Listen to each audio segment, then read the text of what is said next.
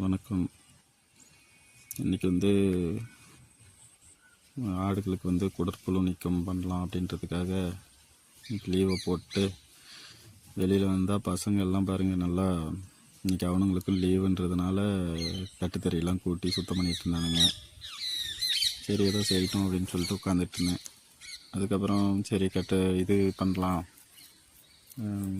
மருந்து கொடுக்கலாம் அப்படின்னு சொல்லிட்டு குடற்புழு நீக்கத்துக்காக நேற்று மதியத்துலேருந்தே தீனி ஆட்டுகளுக்கு குறைச்சாச்சு. ஏன்னா அந்த ஆடு வயிற்றில் இருக்கிற தீவனமெல்லாம் ஜீரணமாகி கொஞ்சம் காலையில் வயிறெல்லாம் குறைஞ்சி கொஞ்சம் வெறும் வயிறாக இருக்கும்.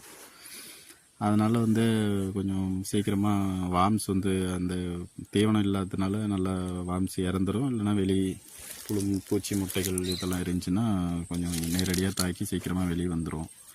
அப்படின்றதுக்காக தான் இந்த நேற்று மதியமே தீவனத்தை குறைச்சிட்றது. இப்போ நைட்டு தீவனம் போடுறதில்ல. அடுத்த நாள் காலையில் எழுந்திரிச்சு அதுங்களுக்கு தேவையான மருந்து, அதாவது ஒரு குட்டிக்கு 10 ml நான் கொடுக்கலாம் அப்படின்னு சொல்லிட்டு இது பண்ணியிருந்தேன். நான் இப்போ இந்த வருஷம் இந்த டைம் கொடுத்தது பார்த்திங்கன்னா ஃபென்பெண்டாசோல். போன டைம் அல்பெண்டாசோல் கொடுத்துருந்தேன். டாக்டர்கிட்ட கேட்கும்போது அவங்க குட்டிக்கு ஒரு 8 ml கொடுத்தா போதும் அப்படின்னு சொல்லியிருந்தார். அந்த 8 ml சின்ன குட்டிங்களுக்கு ஒரு 8 ml, பெரிய குட்டிங்களுக்கு ஒரு 12 ml வரைக்கும் கொடுக்கலாம் அப்படின்னு சொல்லியிருந்தார். அதை ரெடி பண்ணி அதுங்களுக்கு எல்லாத்துக்கும் ஓரளவுக்கு அவர் சொன்ன மாதிரி கொடுத்தாச்சு.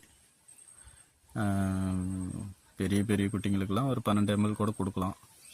ரொம்ப இளங்குட்டிங்களுக்கு, அதுலேயே இருக்கிற இளங்குட்டிங்களுக்கு கொடுத்தோம்னா கொஞ்சம் ஹெவி டோஸ் ஆகும், கழிச்சல் வரும் அப்படின்னு சொல்லியிருந்ததுனால நம்ம நார்மலாக குட்டிங்களுக்கு தகுந்த மாதிரி கொடுத்து இது பண்ணியாச்சு.